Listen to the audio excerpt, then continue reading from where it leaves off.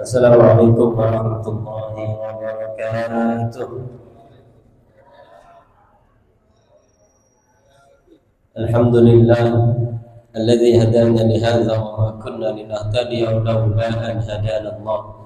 Asyhadu an la ilaha illallah wa la syarika lahu wa anna sayyidana wa nabiyyana Muhammadan abduhu wa rasuluhu la nabiyya ba'da. Allahumma salli wa sallim ala sayyidina Muhammadin صلاة تغفر بها الذنوب وتصلح بها القلوب وتنطلق بها العصور وتلين بها الصعوب على آله وصحبه ومن إليه المنسوب. أما بعد، hadirin hadirat yang dirahmati Allah Subhanahu wa taala, kita bersyukur kepada Allah Subhanahu wa taala yang masih memberikan kita nikmat sehat wal afiyah, panjang umur dalam taat kepada Allah Subhanahu wa taala. Dan mudah-mudahan yang sakit di antara kita diangkat penyakitnya oleh Allah Subhanahu wa taala. Allah bukakan segala macam pintu keberkahan untuk kita semuanya. Allah berikan kita rezeki yang banyak, barokah untuk ibadah kepada Allah Subhanahu wa taala.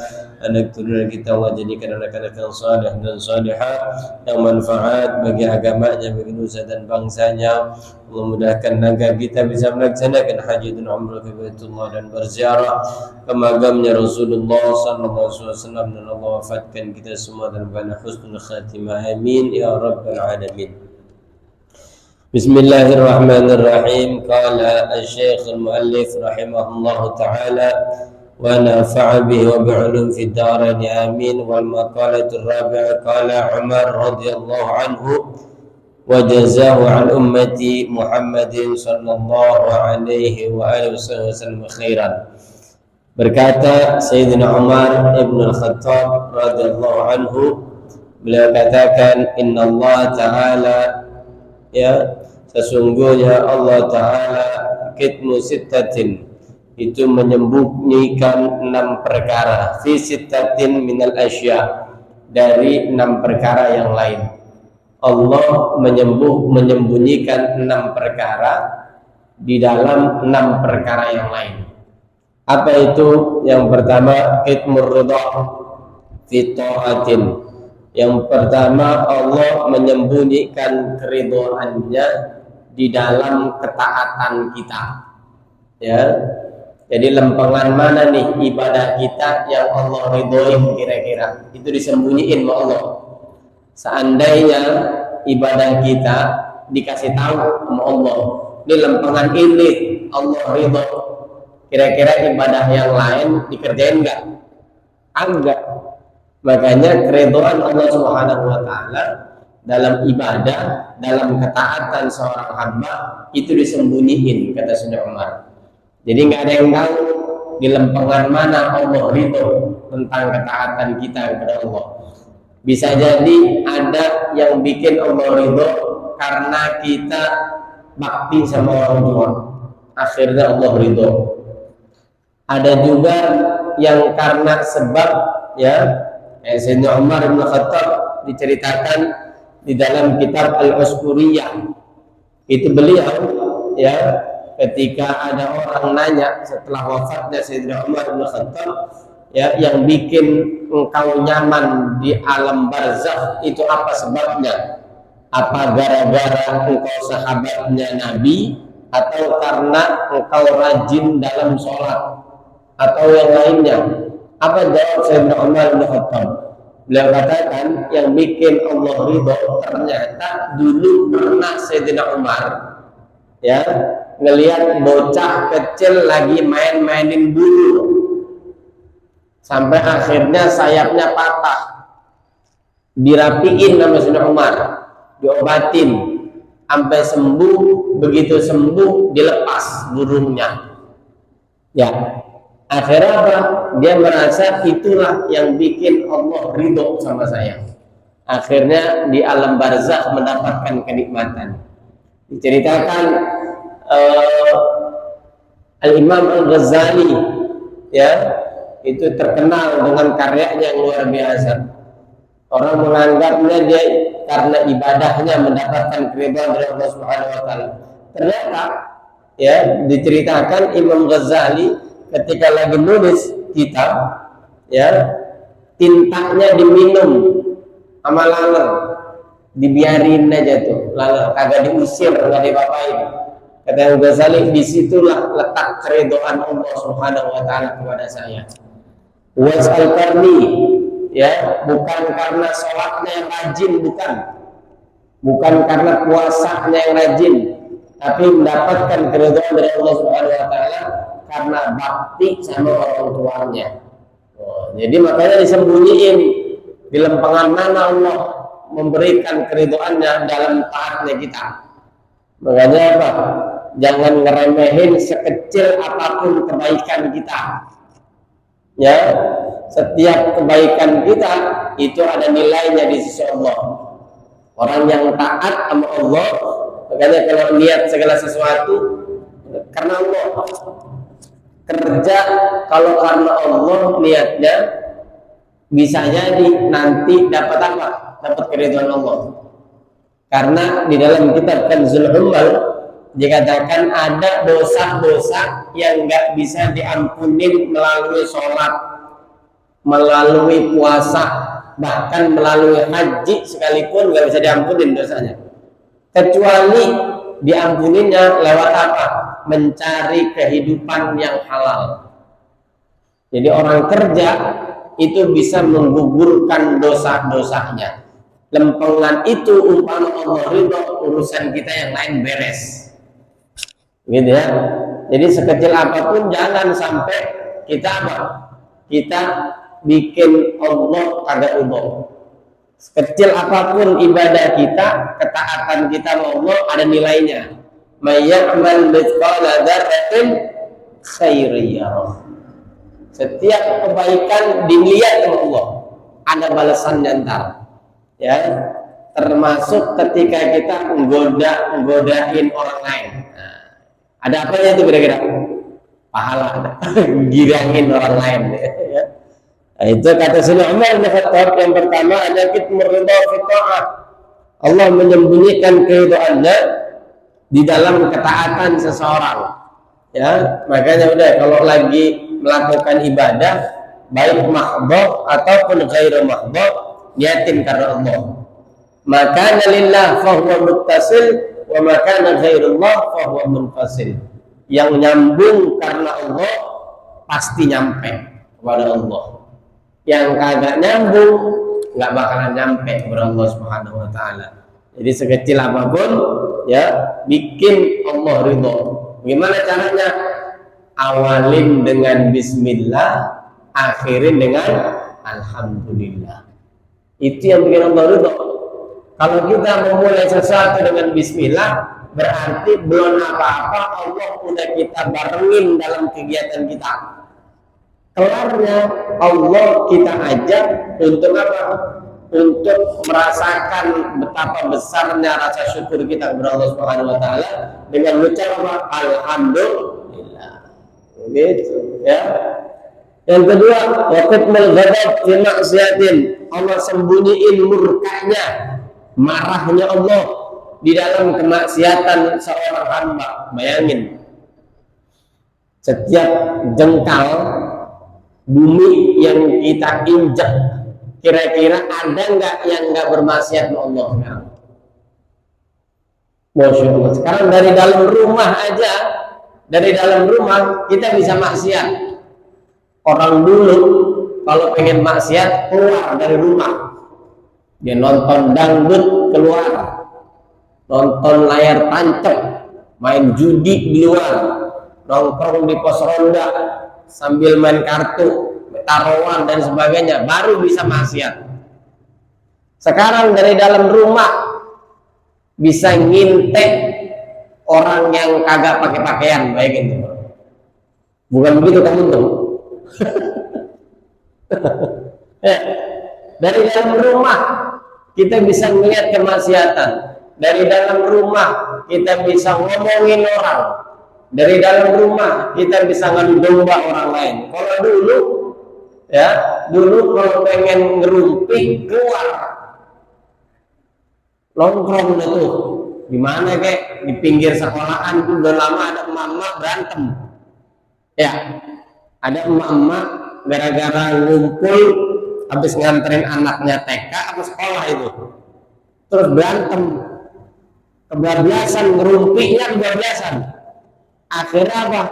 Ya Allah, main cakar-cakaran itu mama, luar biasa.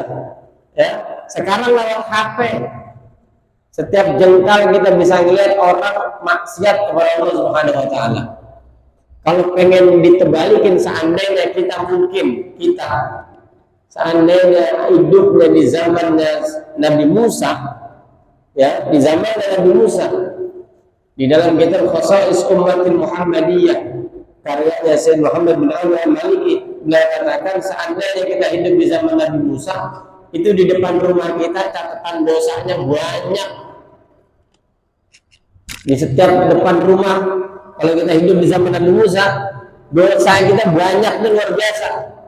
Kemaksiatan dari mulut, kemaksiatan dari mata, kemaksiatan dari kuping, dari tangan, dari mulut, dari kemaluan, dari perut, dari kaki. Ngejubel. Ya, bagusnya kita merupakan umat dan Nabi Muhammad SAW. Jadi meskipun kita maksiat, ya, meskipun kita dosa, saban hari kita dosa, setiap hari dosa, tapi marahnya Allah disembunyiin, agak langsung Allah kebalikin ke kita. Seandainya Allah langsung buktiin marahnya kepada kita, habis nih kita. Di zaman Nabi Musa orang kagak sholat Jumat, jadi apa kira-kira? Zaman Nabi Musa jadi kunut kirodatan khasiin. Di zaman Nabi Musa orang kagak sholat Jumat jadi kunut. Seandainya sekarang nih murkanya Allah samain kayak di zaman Nabi Musa, banyak yang jadi kunut di depan kita. Ya. Bagusnya Allah sembunyiin murkanya Allah karena kemaksiatan yang dikerjain sama umat Nabi Muhammad SAW. Ya, beruntung kita jadi umat Nabi. Makanya dibilang ummati ummatun marhumatun. Umatku itu umat yang penuh kasih sayang. Segede apapun dosa kita, tetap bakalan Allah ampunin. Makanya tanemin di dalam diri kita.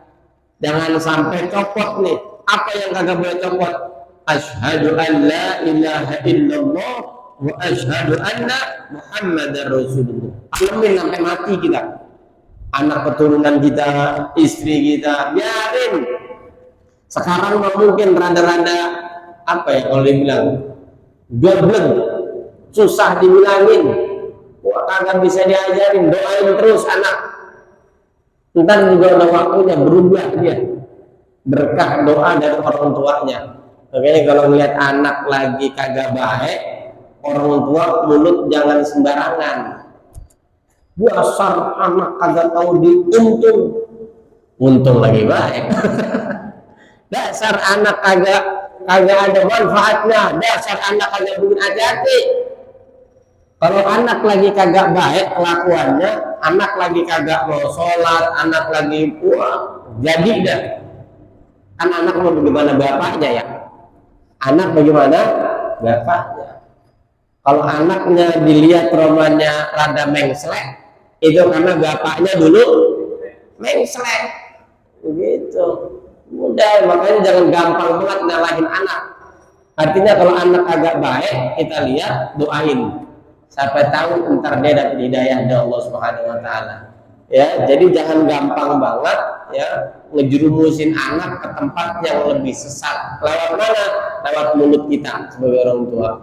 Ya, jadi kemaksiatan yang dikerjain oleh siapapun mestinya Allah langsung marah.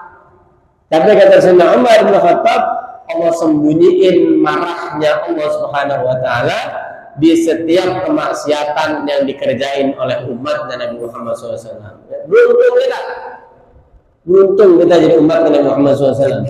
Makanya biar kata badar banget kita, sama Nabi mah jangan jauh. Biar kata kita brengsek banget bahasanya, sama Nabi kudu dekat. Bagaimana caranya? Sholawat yang banyak. sebesar apapun dosa kita, ya, sebrengsek apapun kita, kalau selawatnya berhenti, entar lama-lama dibimbing kita sama Allah untuk menemuin tempat yang baik, ya, lingkungan yang baik, kondisi yang baik. Di situ Allah berikan kita momentum untuk menjadi orang yang baik. Makanya jangan jauh dari Nabi, ya. Biarpun kita sekarang masih doyan maksiat, masih doyan melakukan kesalahan, insya Allah kalau kita terus dekat sama Nabi dengan banyakin sholawat, ya insya Allah ntar giliran waktunya kebagian jadi orang benar, ya. Jadi kalau sengaja nantangin Allah lewat murkanya Allah, pengen dapat ngerasain murkanya Allah, silakan terang-terangan dengan kemaksiatan. Ya, tapi karena masih malu-malu kita maksiatnya, makanya murkanya Allah masih disembunyiin. Yang ketiga, waqit Lailatul Qadri fi syahr Ramadan. Yang ketiga adalah Allah sembunyikan Lailatul Qadar di bulan suci Ramadan. Seandainya Lailatul Qadar dikasih tahu dari awal, Ramadan ini Lailatul Qadarnya jatuh pada tanggal 19 Ramadan. Kira-kira dari tanggal 1 sampai tanggal 17 dan seterusnya pada ibadah apa kagak? Ada. Pada baca Quran apa kagak kira-kira? Wah, kita baca Quran pas lagi dengar doang pengumuman dari Kementerian Agama. Baca Quran Ramadan pas lagi dengar pengumuman dari Kementerian Agama. Hari ini jatuh tanggal 1 Ramadan. Malamnya rajin tuh semuanya tuh baca Quran. Masya Allah, pulang ke rumah jam 2 bisa ngapain? Baca Quran biar kebagian sahur. Rajin banget hari pertama. Ntar giliran udah kekenyangan lontong, kekenyangan bakwan, lewat udah semuanya itu. Makanya Lailatul Qadar disembunyiin Allah. Entah jatuhnya pada malam keberapa nggak ada yang tahu. Tapi tanda-tandanya Allah kasih tahu ke kita. Ini tandanya begini. Ada ulama yang sering dapat Lailatul Qadar karena begini. Tandanya ada. Tapi kapan percis jatuhnya Lailatul Qadar disembunyiin Allah. Biar apa? Biar dari malam pertama sampai malam terakhir Ramadan kita semangat ibadah. Ya, paling kagak kalau pengen dapat Lailatul Qadar di 10 akhir Ramadan ibadahnya meningkat. Yang ada adalah gimana? Hilang. 10 akhir Ramadan bukan makin meningkat ibadahnya, bukan makin semangat sholat malamnya, malah luntur. Gara-gara apa? Sibuk ngurusin kue Cina, ya, sibuk ngurusin baju baru, sibuk ngurusin mudik dan lain sebagainya. Makanya Allah sembunyiin Lailatul Qadar biar orang dari awal sampai akhir semangat ibadahnya terus terjaga. Ya, itu yang ketiga. Kemudian ya, yang keempat adalah kitmu auliya fima bainan nas. Allah sembunyikan para kekasihnya Allah Subhanahu wa taala di antara manusia yang lain. Enggak ada yang tahu. La ya'riful wali illal wali. Enggak ada yang tahu wali kecuali wali. Ciri-cirinya ada. Ciri-cirinya ada tadi. Ya. Sering ini kita dengerin Syekh Abdurrahman Bajalhaban. Syekh Abdurrahman Bajalhaban ini dipilih jadi wali bukan karena ibadah yang luar biasa, bukan. Syekh Abdurrahman Bajalhaban itu dipilih menjadi wali min auliyaillah. Banyak orang yang bertawassul kepada beliau bukan karena sholat malamnya yang rajin, bukan karena sedekahnya yang banyak, bukan karena baca Qur'annya, bukan karena kealimannya, tapi karena takutnya sama bini. Tuh Syekh Abdurrahman Bajalhaban. Makanya siapa tahu di antara kita ini ada yang jadi wali. Bukan takut begini, akhirnya jadi wali, dipilih sama Allah menjadi wali min auliyaillah. Ya, gara-gara apa? Bukan karena ibadah, bukan, tapi karena takut membini. Kenapa Syekh Abdul Rahman takut membini? Dia bilang, istri saya udah banyak bantuin saya ngurusin rumah, pakaiannya, masaknya, ngurusin anak, nyiapin apa baik yang diminta sama suami, ngurusin suami dan lain sebagainya. Maka ketika dia marah, kalau saya balas dengan marah, ya, saya seakan-akan kagak berterima kasih kepada istri saya atas apa yang udah dikerjain. Itu auliyaillah fima bainan nas. Allah sembunyiin tuh walinya Allah di tengah-tengah manusia. Nggak ada yang tahu siapa wali. Ada yang bilang si fulan wali, ada yang bilang si fulan wali, ada yang bilang si fulan wali. Yang tahu siapa wali cuman wali. Dan biasanya di antara wali kagak saling ngebuka. Kagak ada orang ujug-ujug ngaku nih gua wali. Kagak ada, bohong itu. Kalau ada orang ngaku dirinya wali, bohong. Tuh saya wali nih. Emang apa? Saya bisa jalan di atas air. Ya, ikan bisa jalan di atas air. Ya, ikan bisa nggak jalan di atas air? Bisa. Saya bisa terbang. Kalau wali kehebatannya diukur melalui terbang, burung lebih hebat dari wali. Jadi nggak ada orang yang tahu siapa wali di antara kita semuanya. Nggak ada yang tahu. Kenapa Allah sembunyiin begitu? Biar orang agak bergantung kepada orang tersebut. Seandainya di antara kita ada yang tahu bahwasanya si fulan wali, maka otomatis dia akan lebih konsentrasi mintanya kepada wali tersebut. Mungkin nggak mau ibadah.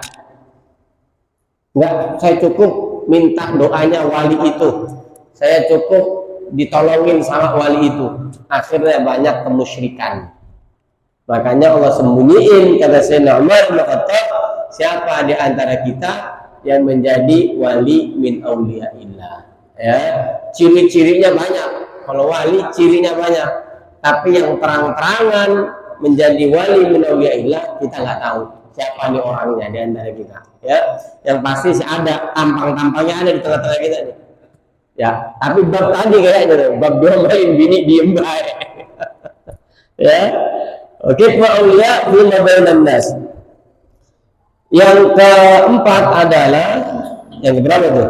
1, 2, 3, 4. Yang kelima adalah kitmul maut fil umur.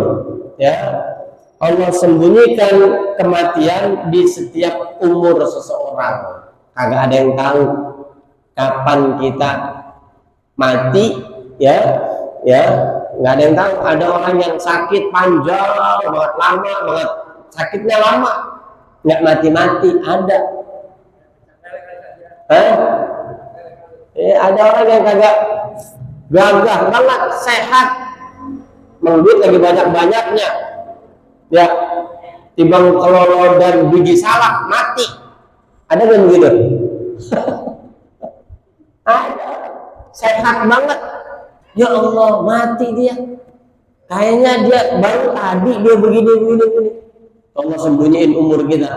Idza jaa ajaluhum la yastakhiruna sa'atan wa la yastaqdimun. Kalau datang ajal seseorang kagak bisa dimundurin, kagak bisa dimajuin. Makanya jangan main-main sama kematian. Ya, boleh bader, boleh brengsek, yang penting harus yakin kalau kita mati bakal husnul khotimah. Begitu. Tapi kalau kira-kira kita nggak tahu kita matinya husnul khotimah atau su'ul khotimah, badernya jangan kebangetan. Kalau kagak bader tampang begini orang susah. Kita nggak tahu kita mati dalam keadaan husnul khotimah atau su'ul khotimah. Nggak ada yang tahu kita. Ada orang kafir puluhan tahun lembah bukan kepada Allah, puluhan tahun dia maksiat, dia berzina, dia kemudian pernah membunuh orang, dia minum khamar, orang kafir menjelang matinya, pagi dia masuk ke dalam Islam, sore meninggal. Husnul khotimah apa su'ul khotimah? Husnul khotimah. Ada orang rajin ibadahnya, sholatnya rajin, sedekahnya doyan, ya, bukan terima sedekah, bukan, sedekahnya doyan, ya, kemudian ngapain sama orang aja baik dan sebagainya, tapi menjelang kematiannya Allah cabut hidayahnya. Allah kirim orang buat nuker agamanya, nih ditukar sama agama, udah ikut agama saya.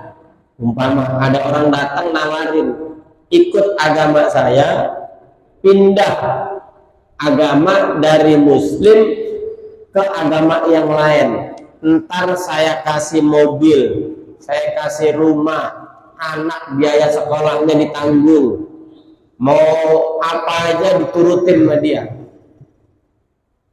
Pas nerima itu, pindah agamanya, mati. Kira-kira matinya husnul khotimah atau su'ul khotimah?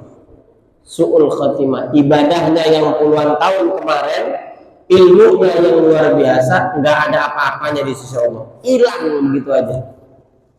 Makanya jangan main-main sama yang namanya kematian. Allah sembunyiin kapan waktunya mati, nggak ada yang tahu kita, ya. Bisa jadi bapak-bapak belakangan, ibu-ibu belakangan, ya, berbuat duluan. Jadi doa. Ya, makanya kata Sayyidina Umar, tatwal mautu fil umr. Allah sembunyiin kematian di dalam umur seseorang, nggak ada yang tahu kapan kita mati, nggak ada yang tahu, ya. Makanya paling kagak persiapannya kudu rapih. Boleh mati kapan aja, boleh.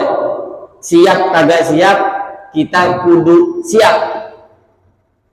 Bagaimana cara nyiapinnya? Makanya setiap kali melakukan sesuatu jangan lepas bismillahirrahmanirrahim. Kalau kita memulai sesuatu udah mengawali dengan bismillah, berarti hati kita cantolin ke Allah. Kalau hati udah kita cantolin ke Allah, seandainya kita meninggal di tengah aktivitas kita, insya Allah husnul khotimah. Karena apa? Belum ngapa-ngapain udah ingat Allah. Tapi kalau makan kagak ingat Allah, mau kerja nggak ingat Allah, bahkan mau sholat nggak ingat Allah, nah mati belum tentu husnul khotimah, ya. Makanya disembunyiin sama Allah Subhanahu wa taala, ya, kapan kematian buat seseorang itu datang. Mudah-mudahan kita semuanya Allah wafatkan dalam keadaan husnul khotimah. Bisa jadi malam ini atau besok pagi, ya, mukanya sudah kelihatan ciri-cirinya. Ciri-cirinya husnul khotimah udah kelihatan, ya. Nah, itu paling gagah kita punya persiapan apapun bentuknya, ya. Mudah-mudahan dengan persiapan yang kita miliki Allah wafatkan dalam keadaan husnul khotimah, ya. Dan yang keenam adalah kitbus salatul wusta fis salawat. Allah sembunyikan sholat di antara sholat yang 5 waktu. Yang paling utama itu sholat apa? Allah sembunyiin. Seandainya Allah terang-terangan nyampein ke kita sholat yang paling utama di antara sholat yang 5 waktu adalah sholat subuh, maka orang pasti sholat subuh semua, yang lainnya nggak sholat, ya. Seandainya Allah buka sholat yang paling utama di antara sholat yang 5 adalah sholat maghrib, maka yang lain pasti kagak dikerjain. Makanya apa? Disembunyiin Allah di antara sholat yang 5 waktu, yang wajib sholat mana yang paling bernilai di sisi Allah Subhanahu wa taala. Itu nggak Allah buka. Makanya paling kagak kita yang rada belum doyan sholat sunnah, sholat yang 5 waktunya kudu kita jaga. Kalau kata Habib Abdurrahman Habib Abdul Qadir bin Ahmad Segaf, seandainya orang sholat 5 waktu sendiri nih, bukan berjamaah, sendiri dia sholat 5 waktu, itu seakan-akan dia setiap hari bersihin badannya dengan mandi sebanyak 5 kali. Orang yang mandi sampai 5 kali, kira-kira badannya bersih apa enggak? Bersih. Itu kalau yang sholat 5 waktunya sendiri. Bagaimana orang yang sholat 5 waktunya itu berjamaah? Satu sholat kita kerjakan berjamaah, nilainya lebih baik daripada sendiri karena tingkatnya jauh lebih tinggi daripada sholat sendiri. 1 dibanding 27. Berarti seakan-akan kalau orang sholat berjamaah, dia dibersihin badannya 1 kali dia sholat berjamaah, badannya dibersihin sebanyak 27 kali. Dikali 5 dah tuh. Kira-kira orang yang terus-terusan menjaga sholat berjamaah, zahir dan batinnya mestinya bersih. Istiqomah itu ya. Jadi kitmu sholat musta salawat. Allah sembunyiin sholat yang penuh dengan keutamaan ya di antara sholat yang 5 waktu. Jadi 6 hal ini kata Sayyidina Umar bin Khattab ya Allah sembunyiin di tengah-tengah kita semuanya. Jadi 6 hal kata Sayyidina Umar yang Allah sembunyiin di antara kita semuanya. Pertama, Allah sembunyiin ya keutamaan, kebaikan di setiap keridhaan Allah, Allah sembunyiin di setiap ketaatan kita.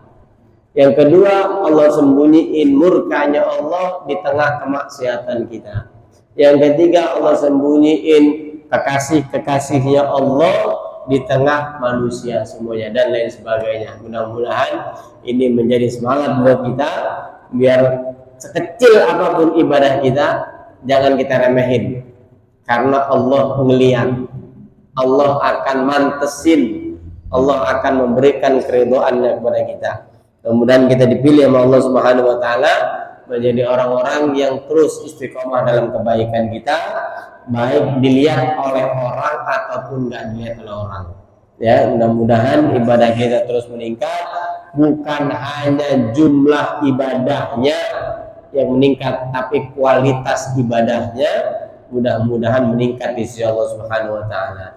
Kita baca Fatihah, yang sakit di antara kita agar Allah angkat penyakitnya, yang sedang kesulitan ya mudah-mudahan Allah berikan jalan keluarnya, yang sedang punya hutang mudah-mudahan dilunasin hutang-hutangnya oleh Allah Subhanahu wa taala, anak turunannya yang belum taat kepada Allah, taat kepada Rasulullah SAW dan patuh kepada orang tuanya, mudah-mudahan Allah bukakan pintu hatinya, Allah berikan ketaatan yang sempurna, dan kita minta Allah Subhanahu wa taala tidak ada di antara kita yang nanti meninggalkan dunia ini melainkan Allah Subhanahu wa taala telah mencatat kita sebagai orang-orang yang mati dalam keadaan husnul khatimah. Bijahin Nabi Muhammad sallallahu alaihi wasallam wa bi ru'yati amin ya rabbal alamin. Syaudillahi lahumul Fatihah. Bismillahirrahmanirrahim. Alhamdulillahirabbil alamin. Arrahman. Iyyaka na'budu wa iyyaka nasta'in. Ihdinas siratal mustaqim. Siratal ladzina an'amta 'alaihim. Rabbana zalamna anfusana wa illam taghfir lana wa tarhamna lanakunanna minal khasirin. Rabbana taqabbal minna innaka antas samiul alim, tub 'alaina innaka antat tawwabur rahim. Sallallahu alaihi sayyidina maulana Muhammadin wa alihi washabbihi ajma'in. Subhanakallahumma bihamdika asyhadu an la ilaha illa anta astaghfiruka wa atubu ilaik. Adallahu wa iyyakum ajma'in. Wal 'afu minkum wallahu al-muwaffiq ila aqwamit thariq. Wassalamu alaikum warahmatullahi wabarakatuh.